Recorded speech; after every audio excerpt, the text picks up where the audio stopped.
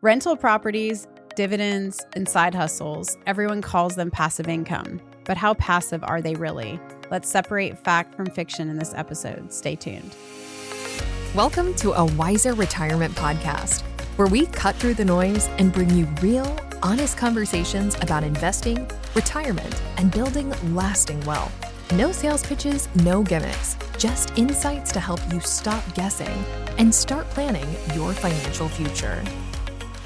Welcome to a Wiser Retirement Podcast. I'm Senior Financial Advisor Shauna Theriel, and today I'm joined by Financial Advisor Michaela Dowdy to discuss real passive income.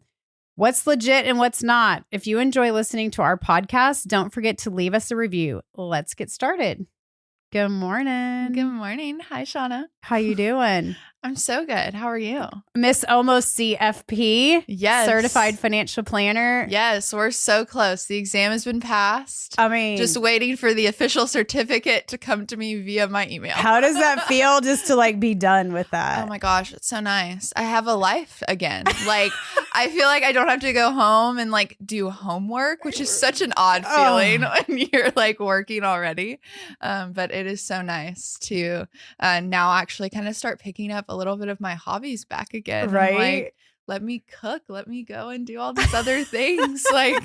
And stop doing now there's the no bare excuse. minimum. You have to work out, right? Yes, exactly. You get to work out. Yes. No, I'm so proud of you. It was so awesome. Yeah. It has to be a good feeling getting that off of you. That is I don't know that people know that aren't in our industry. It is a really hard test. That is a really, really hard exam. It is rigorous. It's you have to have a certain amount of hours, and then you have to have courses prior to it to be able to even sit, and then sitting for the exam. I mean, it is a monster to take. So it is, and I'm glad that it is behind me now and it is done. Well, we're glad too. And then you have to have all your experience submitted before you can use your letters and all of that. So so we just wait. So hopefully by this time it'll be done and you'll have your letters, right? Hopefully. It's so exciting. I know. But the test is done. So that's the hard part. That's the big thing. That's the big thing. That's so awesome.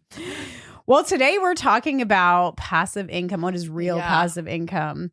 I feel like we get this question a lot. It's people come in. It's how can I have a bunch of passive income, and so that I can let my money work for me and all of this. Yes, especially I feel in the digital age, there's so many different streams now that you see. Whether it be I could create an Amazon storefront. Yeah.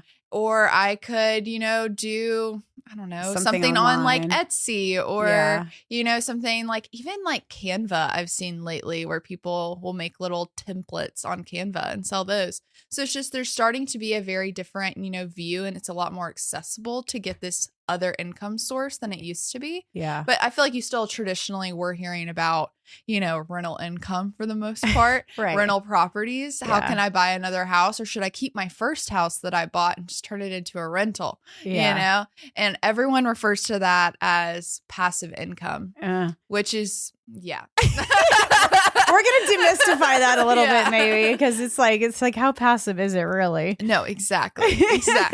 So the definition, okay, so let's talk about what is actual passive income? What is the actual definition? So the IRS definition, IRS framing is rental activities or businesses where you don't material participate. Exactly. So you're not doing anything. Yes. You have not managed the property whatsoever. Right. Manage the property, don't have to run the business, don't have to, So it's when you think about when people ask us about exactly what you're referring to, it's well, that's not really, usually you have to have some play in it. Exactly. So it's almost semi. And so the other definitions, it's basically income not directly tied to ongoing labor.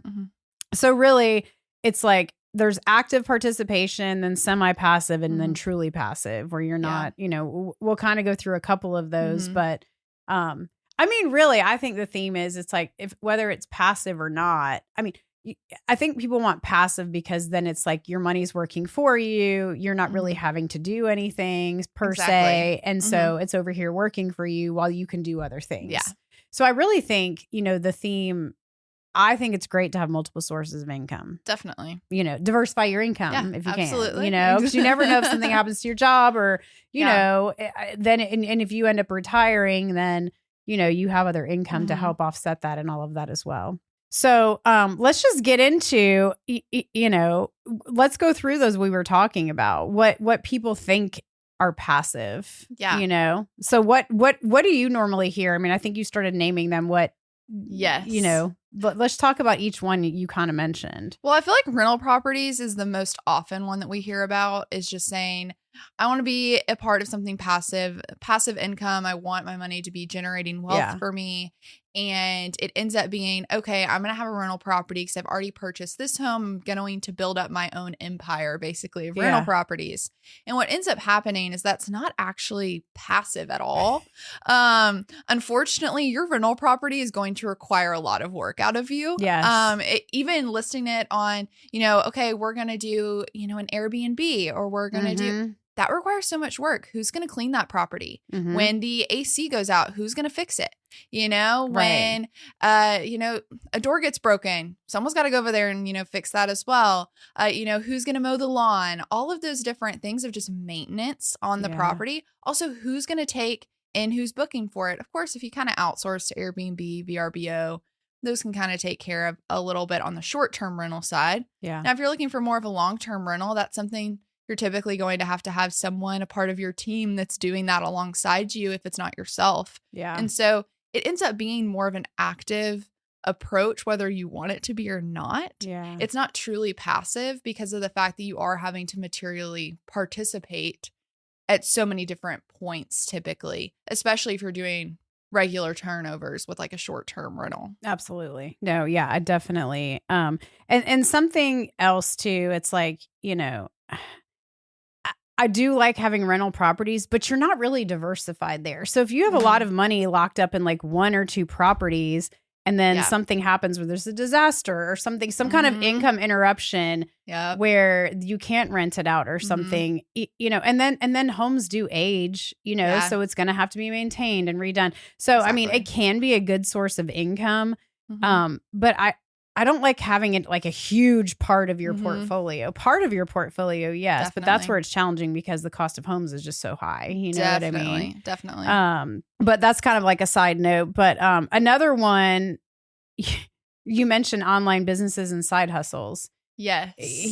But if you're doing a side hustle and you're selling stuff, or you're doing an Etsy, or you're doing that's not really passive. You're actually doing it. You're having to do it. Even with like Amazon storefronts, you're having to put everything in the storefront to then get the commissions from people by putting it on your social media. Yeah. There's not really a such thing in that capacity as a passive income stream, unless it's something, that you're somehow just giving money to an individual to then pay you back. But like you're not doing anything while they're materially like building up this income strategy. But overall, the side hustles that are out there are plenty of them out there now that you can definitely, market off of online. Yeah. But it's something that to say that that's passive income is not really true. Yeah. It's more of a semi-passive, I'd say. So maybe it's, okay, you created this online course and it took you a couple weeks to create that course, but people now, 5 years later can still purchase that course online. Yeah. Okay, sure. Maybe for the last year, 2 years, you really haven't put much work into it, but you did at the beginning. Yeah. And so even if it required that upfront work, it's still considered, technically active income. Yeah. Especially when it comes to like the IRS, because you did materially participate in that. Exactly. And so that's exactly, just a differentiator. And I feel like that's kind of the bigger differentiator here that we're even getting at is kind of there's no, with passive income, the passive income everyone refers to, there's still labor involved with it. Typically, it's not something you set and forget, right? In the capacity that our modern day, well, I mean, there's still like marketing of that, and there's still, updating things like that, exactly. Or, I can't think of any business unless you're doing something where you're, somebody's working underneath you and they're just using a license of yours or something like that. Then, I mean, I guess that could be passive to a point, but how do you still find those people? You still market to them and you have to have those relationships and, know, so exactly. I don't know that would be completely hands off either. Yeah. No, definitely. Another one is, trading and options. I mean, that if you're, you can have investments, the investments in the market investments. I mean, that is passive income that's working for you when you're not watching it per se. But if you're actively trading and going in and out of investments and monitoring those investments, I would think that, I mean, you can't just set it and forget it. Exactly. If you set and forget your options, you might be in a world of hurt. Exactly. Exactly. Depending on what you've done. Exactly. So interesting stat. So even among higher income households, the majority of income still comes from wages. So not passive sources. So, we say the higher income earners, they have all this passive income, but, the majority of their income, 60+% of it is still coming from, non-passive sources. Exactly. So they may have multiple sources of income, but, you know, so. And I feel like that's what you see with your higher earners is maybe they don't only have, maybe one occupation, or there's only one occupation for the household or something like that. It's more so, okay, there might be 2 or 3 different income sources that they're, maybe even getting K1s from or whatever it may be. And that's really what's kind of helping them establish wealth is they do have that diversification, but that doesn't mean that it's passive per se, and they're not having to put effort into that. I mean, that could be from like private investments and, maybe some real property dividend paying. So, then your earnings and all of that. So you could have multiple sources to your point, where or maybe you did start a side business on top of that. But none of that is, other than maybe some of the dividends, can be a little bit passive.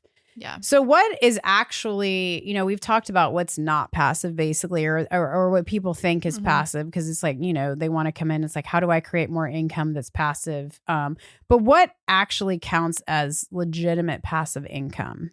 Yeah. So one of the bigger ones that you really see, especially, once you're even getting to like retirement, I feel like this is where a lot of clients start bringing this up, is dividend paying stocks and ETFs. So really wanting to have that dividend coming to them, because all you're doing is investing in that, ETF or that specific stock, and they're paying a dividend to you. Yeah.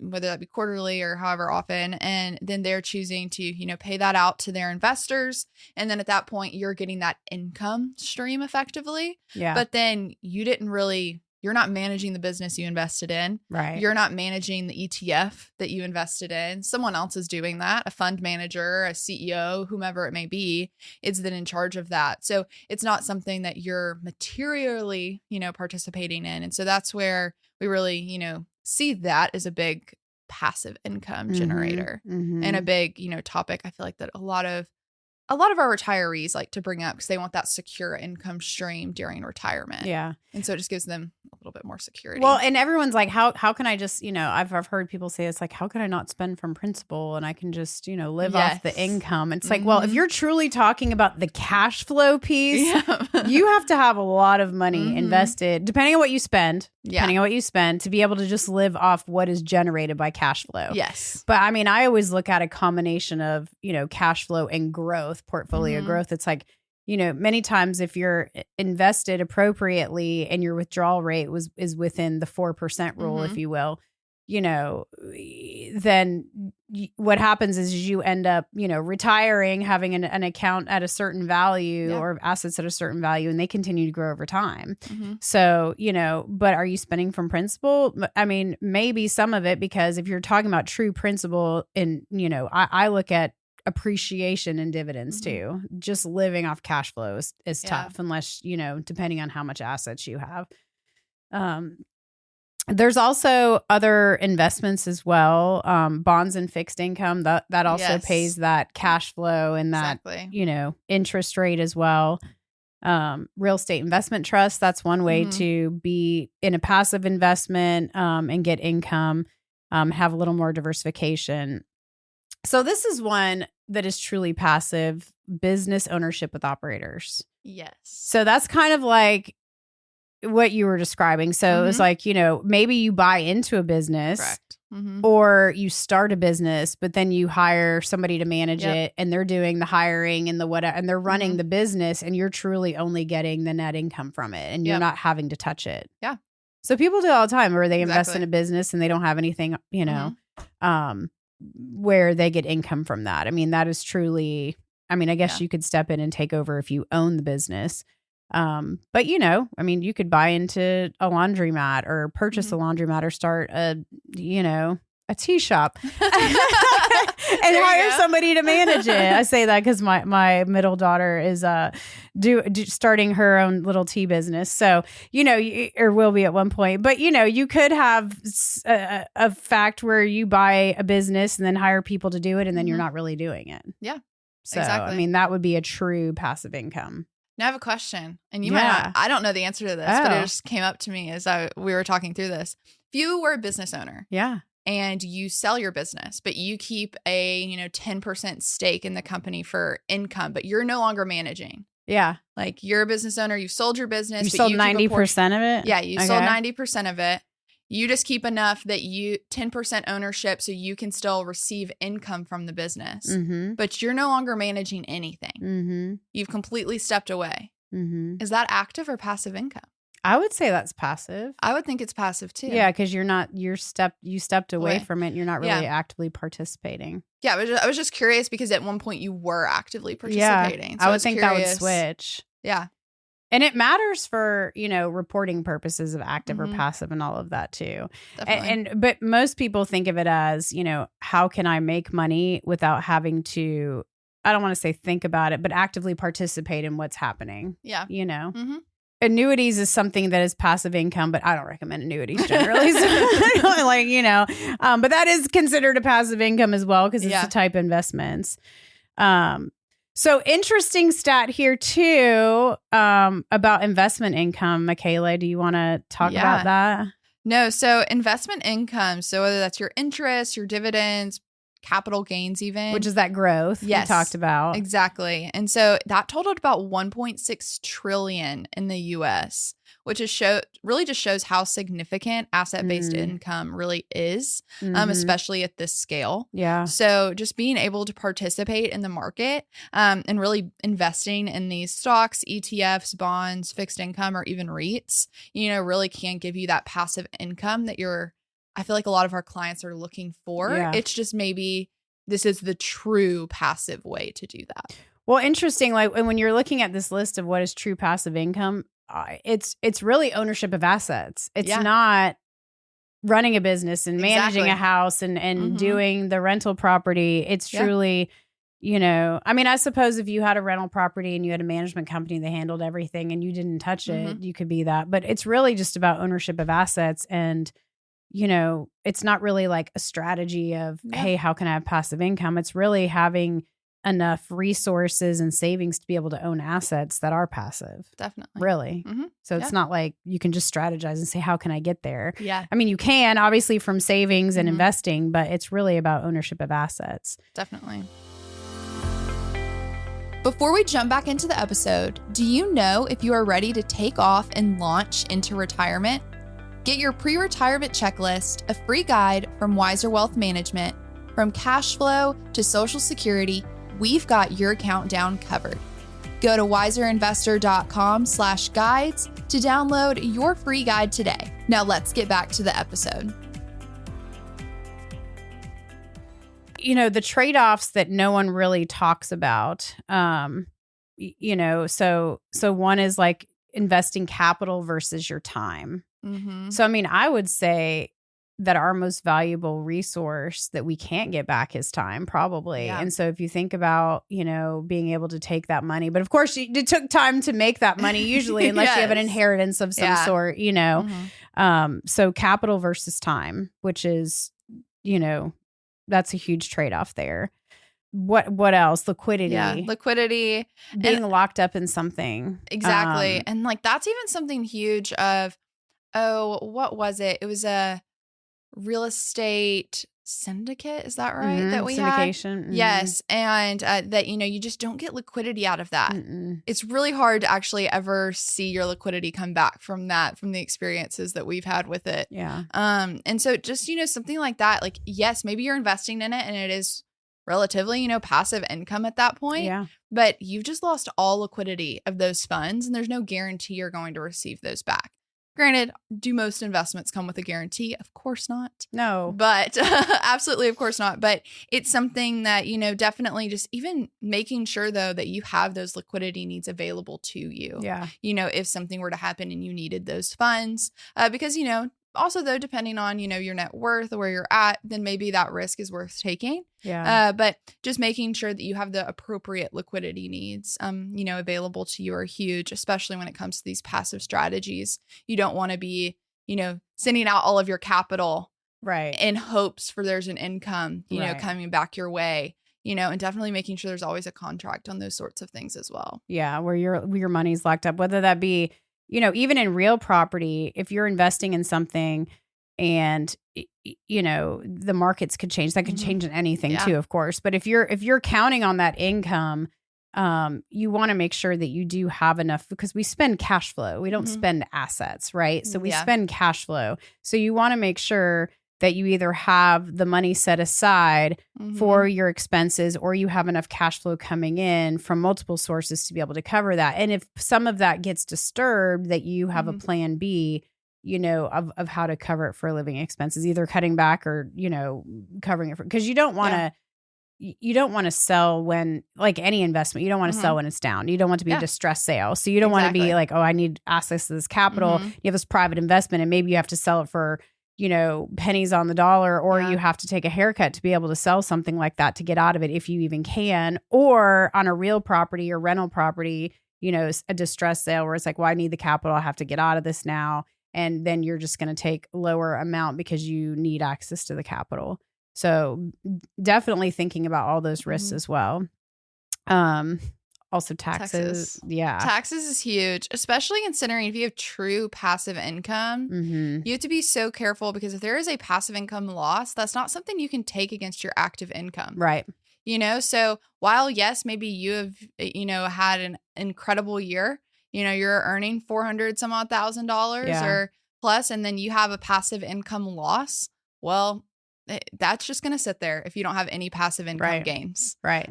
Or income, and so that's where it's just something to note that for passive income, it's a lot more specific. Yeah. Especially on, when you can even but when you can even claim those losses on your tax return. Absolutely. Now, something to note though with that is a difference with like your real estate professionals is if, you or your spouse happen to be a real estate professional and then you start having rental properties, then you can typically, claim that then as an active income loss. Yeah. Regardless. But of course, then that's changing it to active income, because now you're using that professional status associated with it. So there's an adjustment there that maybe your management doesn't change. But as we've already discussed, real estate really most of the time is not passive in and of itself. Absolutely. You have to look at the risk versus the yield. So, are you locking up a lot of your capital here? Is the time and the effort, or is the amount of capital you're putting in there, what percentage of it is your portfolio? Whether it's real property or, a private investment or a REIT, et cetera. And then what is the potential return on that? Is it worth it? If you could earn the same thing in a publicly traded stock, I probably would do that. Exactly. No reason to take on unneeded risks. I know. Or like more work or something. And like general rule of thumb, if you don't understand the investment, don't invest in it. Yeah. Like if you don't understand what's happening, I wouldn't invest in it, So sometimes, people do trust their advisors, and should, if you have a good advisor, if they say, there's an opportunity or, what have you, to look at something. And, if you're not trained in that field, you may not understand even how a stock functions. You don't want to be completely out of any investment, but, if it's really complicated and there's pages and pages of words that explain the I don't know. I'm just very leery about, the small print. So no. And you want to know what you're getting yourself into. Definitely. Right. Especially when you're taking a risk like that with a lot of your capital. Absolutely. So you'll have to look at that. So the top 10% of households own about 89% of the U.S. stocks. So top 10% of households own 89% of U.S. stocks, which is so interesting. This just seems like a mind-boggling fact to me. Yeah. Yeah. If you think about 10% of people own 89%.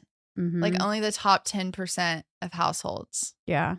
Which I'm assuming the top means the top income earning, the top 10% of income. Probably. I would assume so, households. Yes. So that means that because if we're saying, U.S. stocks is one of the passive income, that means most passive income is really concentrated among the wealthy. Yeah. But I promise you, I have watched over my career of 29 years. I know you've been doing this, a long time too. I've watched people go from just starting out savings to building that wealth, and there's no trick to it. No. It's being disciplined. It's not living beyond your means. It's saving as you should and investing, appropriately over time, and just having that discipline of, not taking on a lot of debt, and you can grow wealth and get to that top 10% of household. Exactly. And it's really important to do that. Just not because you want to be the top 10% of households, but because you want more choices, as time passes, it just gives you more choices and, I don't want to say freedom, but more choices to be able to make your own decisions and be retirable. Definitely. And comfortable. Yeah. And I feel like that's the big thing and we even kind of have this on here there's not really a shortcut to this. Yeah. And that's the thing that I feel like you're constantly seeing online is here's a shortcut to wealth, basically. And unfortunately, that's not how it operates. It's kind of like your body, right? There's no shortcut to being healthy. There's no shortcut to being healthy. Unfortunately, you cannot have chocolate cake every day and drink soda all day long and think you're going to have a really healthy lifestyle. Just like you can't overspend and get a bunch of debt and buy stuff you don't need and think that you're going to grow wealth. Exactly. Same thing. It's just, unfortunately, there just has to be those momentary sacrifices. And maybe they're not even, we're not saying big sacrifices, but it's just those little okay, I'm not going to go through that. We're not going to go out to eat at this restaurant, today, or we're not going to, do this certain spending and buy that thing today. It's just certain, opportunities that you just kind of say, that's not in our bigger picture. Yeah. And that's not going towards the goal that we have for wealth. And I think that's what sometimes gets so, especially in our society of everything's instant. Yeah. I mean, now you can get any question practically answered instantaneously by whatever AI you choose, And so, and if you don't like that AI's answer, go to another one and maybe it'll give you a different one, And so, it's just something that it's so instantaneous, I mean, even our TV now is, we can watch whatever we want on demand, it's just, there's nothing. It's very rare you have to wait for that much anymore. Yeah. And so I think because of that, it makes people try and get in on these passive income streams that it's you won't have to think about it. You'll just become rich overnight. And it's too good to be true. It's too good to be true. Probably is. Exactly. And so it's just one of those that I hate to see, clients, just fall into that kind of trap.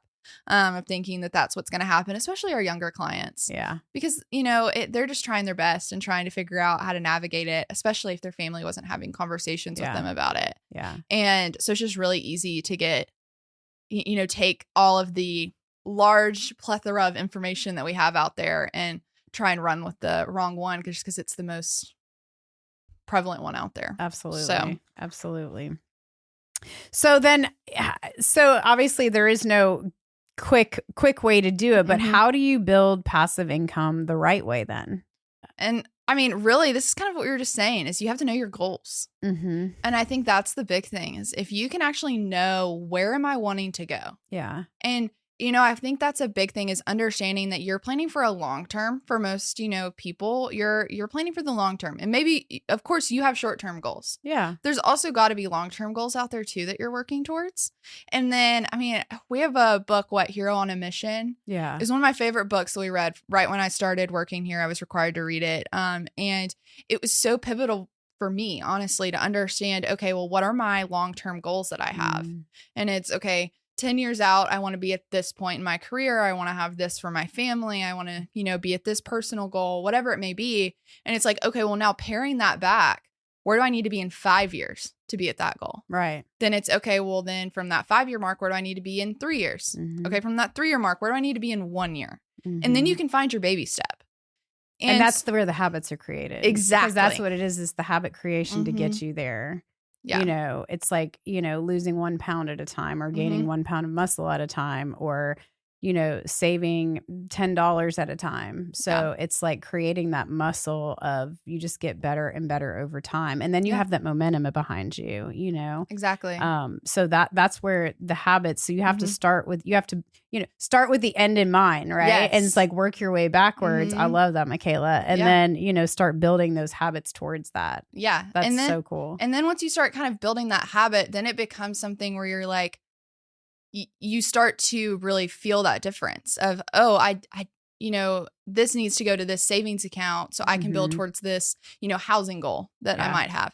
And it's like, okay, well, if I want to buy that house and this is going in automatically, well, say you overspent the month before and you're like, crap, I've really got to pay off my credit card. Yep. Well, then, okay, realistically, I don't need to be paying 29% interest or whatever on the credit card. No. So then, okay, then what I need to do is I just need to pare back savings. Well, now you're going to feel that. Yeah. So you're going to say, I just shortchanged my goal. I could have had another $500 in that account, but instead I'm paying off a credit card because I didn't limit my spending. Yeah. And so it's really just having then that dialogue with yourself. Yeah. And then you can really start to feel kind of those pain points. And it's the same thing of like, we were just talking about waking up early. It's, those first couple weeks of trying to wake up earlier are awful. Yeah. Typically it's trying to get your mind in that new routine. Yeah. Especially if you're naturally like a night owl or something to that effect, but you're trying to be more of a morning person. It can take a lot to get your body adjusted, but once it gets adjusted, you can't imagine going back to it. Absolutely. And so that's where it's just really building that consistency. Yeah. And I think having that consistency with investing, consistency with savings, and that's really what builds your wealth and builds it generationally, because then like your family, your kids, they're all seeing what you're doing. Yeah. And then that's where it becomes a generational habit, not just a, personal individual habit. It's you're also, teaching the generation below you or even the ones, above you, kind of what to drive towards. And I mean, truly, kids do what we do. They don't do what we say. Yes. So if you exhibit that, that doesn't mean they'll always follow your lead. But if you lead yourself well, they'll generally, that's where we learn a lot of our habits for like, health and wealth, all of that. We learn that when we're younger. So if you're exhibiting those habits in front of your children, they do what you do. They don't do what you say. Yeah. So they follow what you do. And also focusing on, you said, obviously consistent investing, diversification, being diversified, and then tax efficiency to try to make the most of what you have. And something I always say to clients, and I've seen this over and over again, I swear to you, the first million is the hardest to make. Yeah. I know that sounds crazy. It's like $1 million sounds like, so much money, but it truly is the first million. It feels like it takes forever to get there. Yeah. But once you get to the first million, it just, you have that momentum, and then, the market helps, or the diversification, or, how you play if you're constantly going in and out of the market or selling stuff when they're down, or, making these moves emotionally, that's not being consistent. That's not, it's, you really truly have to stay the course and, play the strategic long game. So roughly, interesting stat, roughly 2/3 of Americans still rely primarily on earned income. So, that just reinforces that passive income is built over time. It's not immediate. Definitely. Mm-hmm.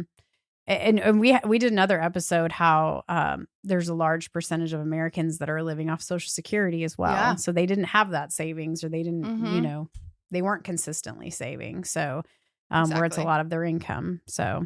And so I really think here it's just, we talk about too, just building up that strong active income. So, wherever you're getting your primary earnings, and then you're able to invest that consistently and, really investing that into the market, saving towards whatever goals you may have for the future.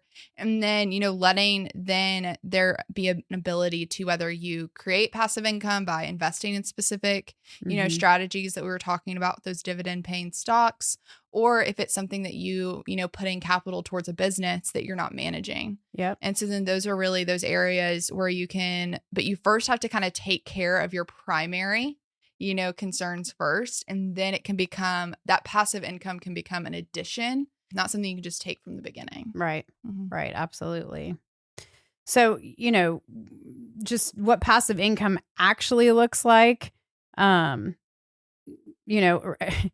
passive income is only, like, actual passive income is only $4,200 per year for households that actually have it. Yeah. So it's really It's really small. Yes. And it's because it's so limited what's actually considered passive. Yeah.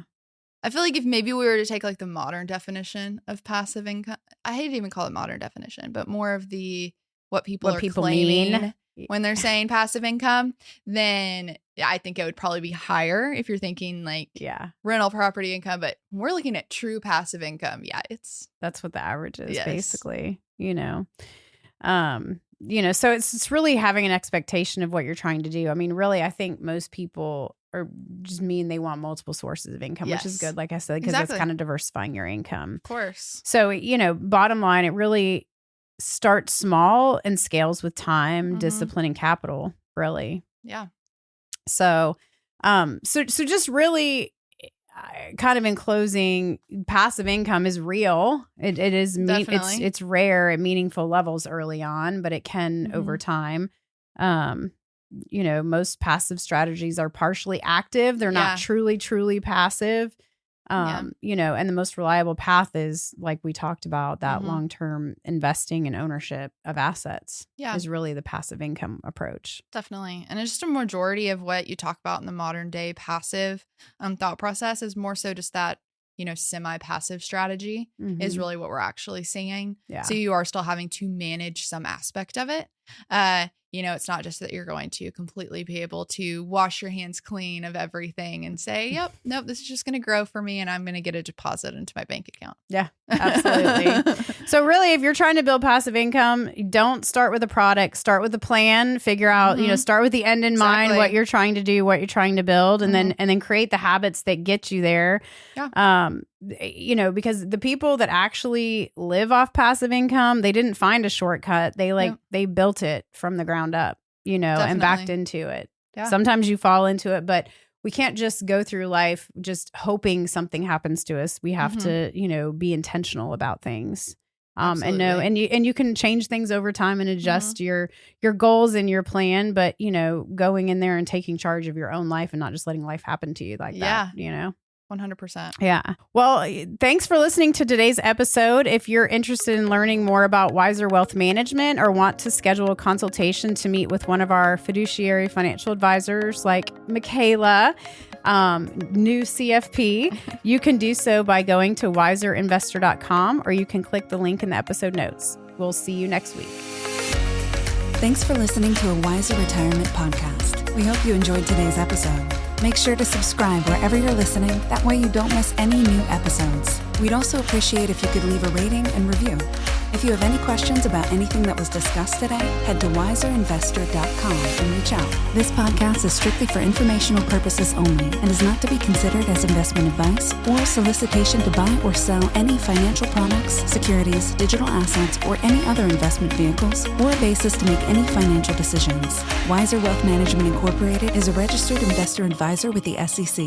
The host and/or guests may personally own securities, digital assets, or other investment vehicles mentioned on this podcast. Neither the host nor guests of the show are compensated for their participation, and no referral fees are paid to or received by any host or guest for clients, listeners, or similar interests. Investments involve risk, and unless otherwise stated, are not guaranteed. Be sure to first consult with a qualified financial advisor, tax professional, insurance professional, and/or legal professional before implementing any strategy discussed herein. Past performance is not indicative of future performance.